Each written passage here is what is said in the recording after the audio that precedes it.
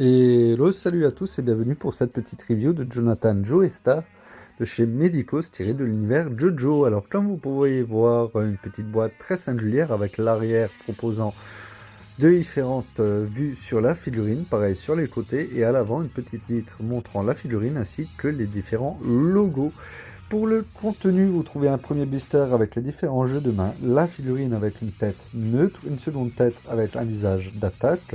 Vous trouverez un second blister avec sac, fourreau et l'épée. Vous trouverez aussi le socle, ainsi que les différents livrets d'instructions entièrement en japonais puisqu'il s'agit d'une figurine en import. Pour ce qui est de l'esthétique de la figurine, bah écoutez, j'ai été assez bluffé parce que regardez déjà au niveau du visage, on a une superbe qualité de paint, que ce soit au niveau du regard, au niveau des reflets dans les cheveux, même les habits, regardez comment que les plis ressortent vraiment bien. On a un bleu profond dans les plis, un bleu un peu plus clair qui fait vraiment ressortir le tout. Pareil sur les bottes, il y a vraiment un superbe travail au niveau du paint. Par contre, on a un petit parti pris du côté de chez Medicos pour la tenue toute bleue. Là, regardez le second visage, visage d'attaque avec un petit défaut si vous avez pu voir sur le côté droit, défaut qui se gommera très facilement pour ceux qui savent manier un petit peu un pinceau. Regardez ici la qualité du paint sur le fourreau. Voilà, c'est vraiment super chouette, vraiment un très beau travail. Et ici aussi, vous avez l'épée avec la fameuse inscription sur le manche Luck and Cluck. Donc, tout dépend. Excusez-moi pour ma prononciation si j'ai fait une faute, mais vraiment on a un superbe boulot, j'ai été vraiment bluffé. Regardez même le sac, si vous regardez on voit vraiment les plis, c'est vraiment exceptionnel de ce côté-là. Voilà pour ce qui est du prix de la figurine, bah, sachez que c'est une figurine import qui se trouvera aux alentours de 130 €, frais de port compris. Voilà, sinon vous pouvez la retrouver dans certaines boutiques de figurines. Alors je conçois que 130 € c'est un prix, mais on est quand même au-dessus, j'ai envie de dire, d'une SH Figart de quelque chose comme ça, puisque les SH Figart font environ 13-14 cm, ici on est vraiment sur une figurine de 4-5 cm de plus, puisqu'elle fait 17 cm, et c'est vraiment pas mal. Voilà, alors mon avis sur cette figurine, et ben écoutez, j'ai été vraiment superbement bluffé. Pour ma part, il s'agit d'une très belle figurine de collection, et c'est ma première figurine de chez Medicos, donc de la Super Action statue, et c'est ma première vraie figurine de ce côté-là de l'univers JoJo's, donc je suis assez content de la posséder. Voilà mes amis, je peux que vous la conseiller. Hello les potos, après cette petite review de Jonathan Joestar, je me suis dit pourquoi pas vous faire une petite fiche descriptive du personnage, et si ce format vous plaît, ben dites-le moi tout bêtement en commentaire. Allez, c'est parti. Jonathan Joestar est le héros de Phantom Blood, ce qui en fait le premier protagoniste de la saga JoJo's Bizarre Adventure. Se nomme l'anglais de 20 ans, mesure 195 cm et pèse 105 kg. Il est né le 4 avril 1868. Dans l'anime, Jonathan Joestar est doublé par Kazuyuki Okitsu en version originale et par Simon Herlin en version française. Fils unique de George Joestar, Jonathan ne connaît pas sa mère puisqu'elle est morte dans son enfance. Le jeune homme a le cœur pur et il est épris de justice. Son destin change à 12 ans lorsque son père adopte Dio Brando suite à une promesse faite au père de ce dernier.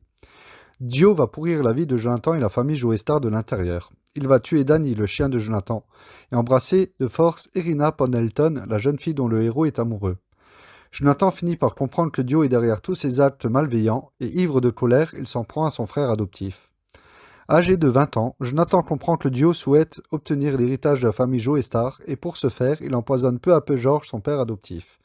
Aidé de Speedwagon, un voyou au grand cœur, Jonathan démasque Dio.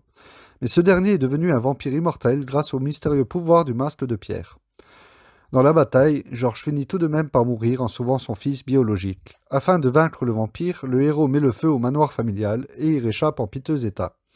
Néanmoins, il parvient à le guérir grâce à l'aide de son ami Speedwagon et aux retrouvailles avec la charmante Irina. L'histoire de Jonathan aurait pu s'arrêter ici. Seulement rapidement après sa rémission, il rencontre Zeppeli. Ce dernier lui apprend que Dio a en fait survécu et qu'il forme une armée de zombies.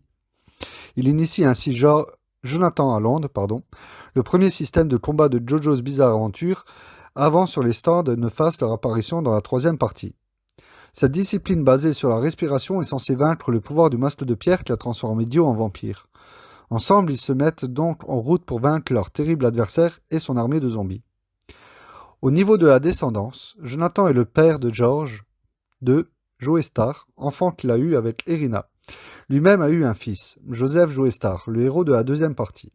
Jonathan Joestar, dont le grand-père de Joseph Joestar. De plus, son corps techniquement a été utilisé pour donner naissance à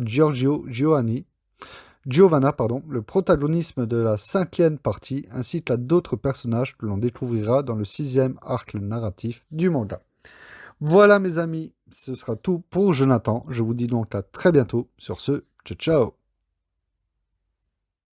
神の定めにさえ反旗を翻す現実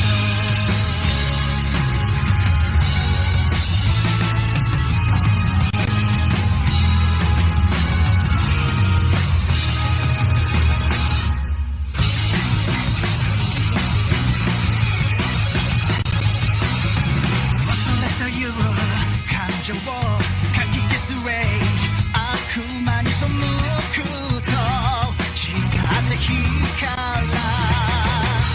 幸福とは終末が未来を超う生き方を捨てて挑むものを捨ていこうそうさ目には目を裏切り者にはレクイエムを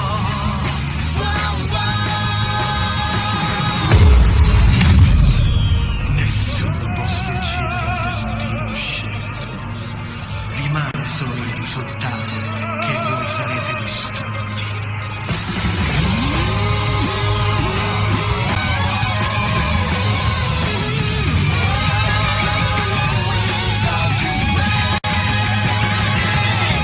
Zetsuboが手招く世界に立ち向かう